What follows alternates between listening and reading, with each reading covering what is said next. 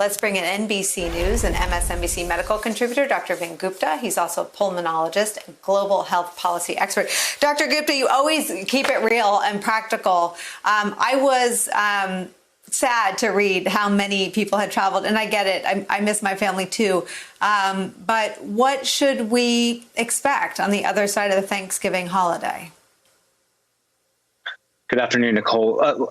For everybody out there that's watching this, and I'm just going to cut straight to the chase, what we're really struggling with on the healthcare system side is enough adequately trained ICU nurses, respiratory therapists, and doctors to care for patients. It's no longer an issue about ventilators or having enough beds. That's still a problem, the bed piece. But the big issue here, Nicole, is if you get sick, will you actually have adequately trained people to care for you? And that's why we're playing with fire as a country. That's why those people that are going home, 50 million Americans traveling, if you have the opportunity to revisit your plans, if you haven't traveled already, it is not worth the risk. Fundamentally, it is not worth the risk to get on a flight, a plane, train, or automobile right now. It is just not worth it, because right now, and I'll say this from my own personal experience and those I know of others, that declines, if you're asymptomatic with COVID-19, or if you don't even know you have the disease, these declines that happen that require ICU care are unexpected. They happen quickly, and they often have mortal consequences here. So none of us are spared. It's most deepest consequences here. Please cancel your plans if you've already made them.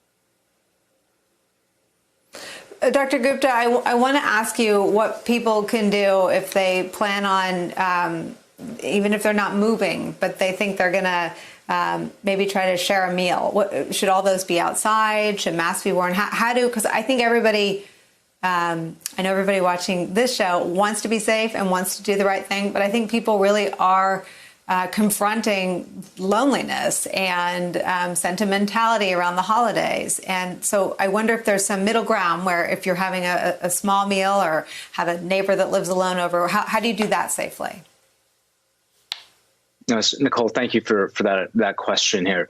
If you're going to have a meal with loved ones, or say a couple outside, neighbors, for example, do it. First of all, do the meal outside. Keep it to 5 or less individuals. Be socially distanced around a heater, what have you. Don't do it in an indoor tent. I've seen people have heaters with an indoor tent around it. It basically completely eliminates any utility for being outside. So have adequate ventilation, keep it to 5 or less, make sure you're all masked when you're not eating or drinking, and then critically socially distant.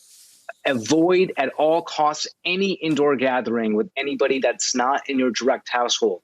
That's what we're really concerned about here. So please don't do that.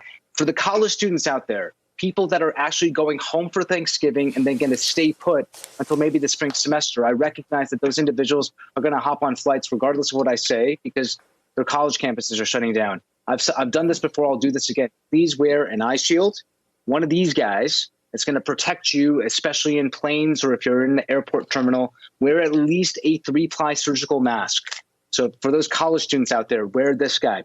Once you get home to your loved one, wear the 3-ply surgical mask for at least 7 days. And then on the back, testing is constrained, but try to get tested so that you can give yourself and your loved one some peace of mind here. But mask for at least 7 days, eyeglasses or eye shield and a mask when you're in. Hey there, I'm Chris Hayes from MSNBC. Thanks for watching MSNBC on YouTube. If you want to keep up to date with the videos we're putting out, you can click subscribe just below me or click over on this list to see lots of other great videos.